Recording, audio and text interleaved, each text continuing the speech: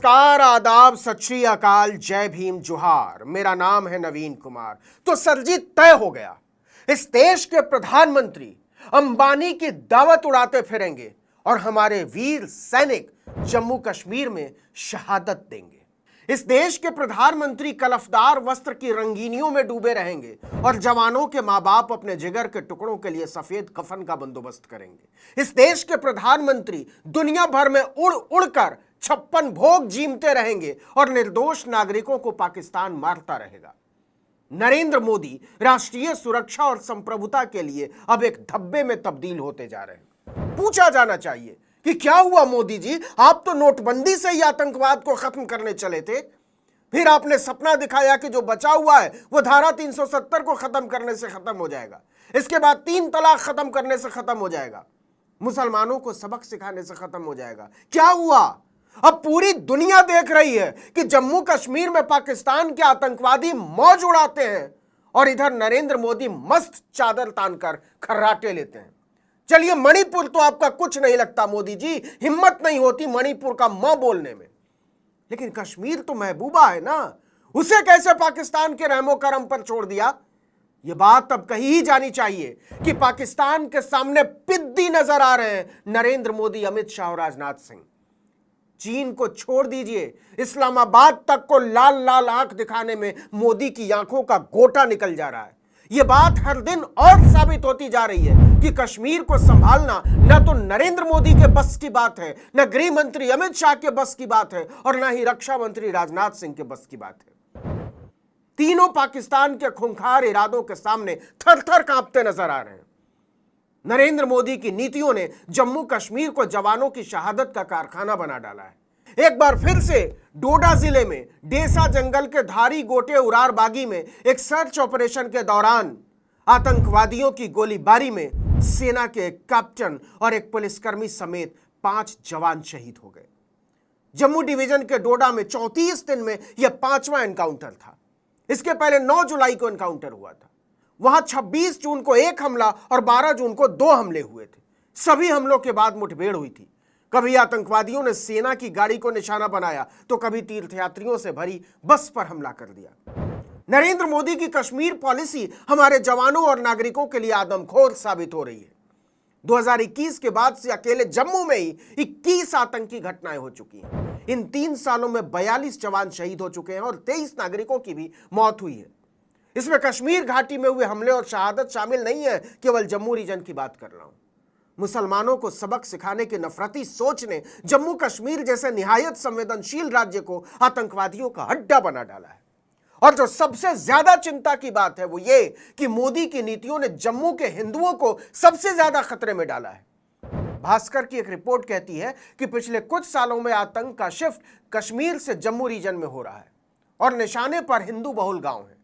8 जुलाई को कठुआ में हुए भयानक आतंकी हमले के चश्मदीदों का कहना है कि जम्मू में ऐसे आतंकी हमले हमने पहले कभी नहीं देखे।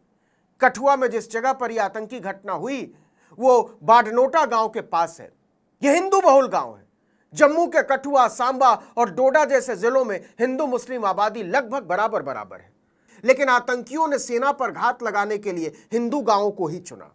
तो क्या इसकी वजह जम्मू कश्मीर से धारा 370 को खत्म करना है या फिर पूर्ण राज्य का दर्जा खत्म करना? जो भी हो, लेकिन अब तो यह बात हर दिन और साबित होती जा रही है कि धारा 370 खत्म करने की मोदी की बचकानी जल्दबाजी राष्ट्रीय सुरक्षा के लिए नासूर साबित हुई है।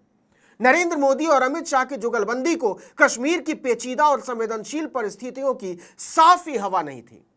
कश्मीर में प्लॉट खरीदने और कश्मीरी लड़कियों से ब्याह करने के लिए उतावले मूर्खों की जमातें अब दुम दबाए बैठी हुई हैं। देखिए कि जम्मू रीजन शांतिपूर्ण माहौल के लिए जाना जाता था, लेकिन पिछले कुछ सालों से आतंकवादियों के ताबड़तोड़ हमलों से यह क्षेत्र सहम उठा है। यह हमले सीमावर्ती जिले पुंछ, राजौरी, डोडा और रियासी में हो रहे हैं। आतंकियों ने केंद्र शासित प्रदेश के करीब करीब शांत क्षेत्र कहे जाने वाले जम्मू को हमलों का नया ठिकाना बना लिया है। ऐसे हमले बढ़ते चले जा रहे हैं, लेकिन टीवी चैनल और अखबार यह कहने में हिचकिचा रहे हैं कि नरेंद्र मोदी जम्मू कश्मीर को संभालने में बुरी तरह फिसड्डी साबित हुए हैं। मोदी हो या अमित शाह या राजनाथ सिंह, तीनों इसके खतरों से आंख मूंदे हुए तान कर सोते नजर आते हैं। आपको पता ही होगा कि 5 अगस्त 2019 को केंद्र सरकार ने जम्मू कश्मीर से आर्टिकल 370 को हटा दिया था। इससे राज्य का विशेष दर्जा छिन गया। इसके साथ ही जम्मू कश्मीर और लद्दाख को अलग अलग केंद्र शासित प्रदेश बना दिया गया। आर्टिकल 370 से जम्मू कश्मीर को कुछ विशेष अधिकार मिले हुए थे, जैसे वहां कोई बाहरी जमीन नहीं खरीद सकता था, कोई धंधा नहीं कर सकता था, आरक्षण के सभी नियम लागू नहीं होते थे। धारा 370 के खात्मे से जम्मू कश्मीर भी किसी आम राज्य की तरह हो गया। जम्मू और कश्मीर से धारा 370 हटाने के बाद वहां 890 केंद्रीय कानूनों को लागू किया गया। साल 2022 में सरकार की ओर से लोकसभा में दी गई जानकारी के अनुसार उस दिन तक जम्मू और कश्मीर के बाहर के केवल 34 लोगों ने ही जमीन खरीदी थी, मतलब 3 साल में 10। लेकिन आतंकी हमले बढ़ते चले गए। सरकार ने 5 अगस्त 2019 से 26 जनवरी 2022 तक का आतंकी हमलों का आंकड़ा संसद में पेश किया था।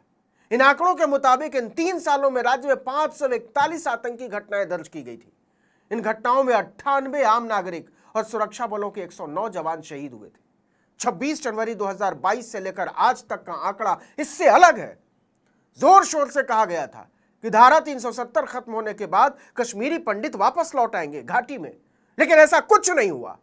आर्टिकल 370 हटाए जाने के बाद प्रधानमंत्री विकास पैकेज के तहत सिर्फ 2105 प्रवासी कश्मीर घाटी लौटे। उनमें से भी कई केवल कागजों में दिखाने के लिए, असल में नहीं लौटे। सितंबर 2023 में आउटलुक में पीटीआई के हवाले से छपी एक रिपोर्ट के मुताबिक अनुच्छेद 370 हटने के बाद से तब तक जम्मू कश्मीर में 8 ग्रेनेड हमले और 13 आईईडी ब्लास्ट हुए थे। यह आंकड़ा 5 अगस्त 2019 से पहले के आंकड़ों से कहीं ज्यादा है। 25 अक्टूबर 2015 से 4 अगस्त 2019 तक के 4 सालों में जम्मू कश्मीर में केवल 4 ग्रेनेड हमले और 7 आईईडी ब्लास्ट हुए थे। मतलब धारा 370 हटाए जाने के बाद हमले लगभग 2 गुने हो गए। इतना ही नहीं, साल 2019 से 2023 के बीच आईईडी ब्लास्ट से मरने वालों की संख्या साल 2015 से 2019 के मुकाबले 73% बढ़ गई। रिपोर्ट के मुताबिक 2019 के बाद से आतंकियों द्वारा स्टैंड ऑफ फायर और हिट एंड रन के केस 43% बढ़ गए, 1.5 गुना हो गए। लेकिन नरेंद्र मोदी और अमित शाह की होशियारी देखिए, वो हमारे वीर जवानों की शहादत और निर्दोष नागरिकों के मारे जाने को पत्थरबाजी में कमी से ढकने की फूहड़ कोशिश करते हैं। किसी भी सरकार के प्रधान को इस बात पर शर्म से चुल्लू भर पानी में डूब मरना चाहिए कि उसकी सेना के कर्नल, मेजर और डीएसपी शहीद होते रहते हैं और वो राष्ट्रीय सुरक्षा पर गुलाटियां मारता फिरता है। इस देश को जानने का पूरा हक है कि मोदी, शाह और राजनाथ सिंह कब तक अपनी सरकार की संकीर्ण नीतियों पर जाबाज सैनिकों और निर्दोष नागरिकों की बलि चढ़ाते रहेंगे। इस वीडियो में इतना ही, लेकिन अगर आपने आर्टिकल 19 इंडिया को अब तक सब्सक्राइब नहीं किया है तो फौरन कर लीजिए, बेल आइकॉन दबाइए, घंटी जैसी आकृति, लाइक कीजिए और कमेंट करके बताइए हमारा वीडियो आपको कैसा लगा। हमारा ट्विटर हैंडल है article19_India और मेरा ट्विटर हैंडल है नवीन जर्नलिस्ट। नमस्कार।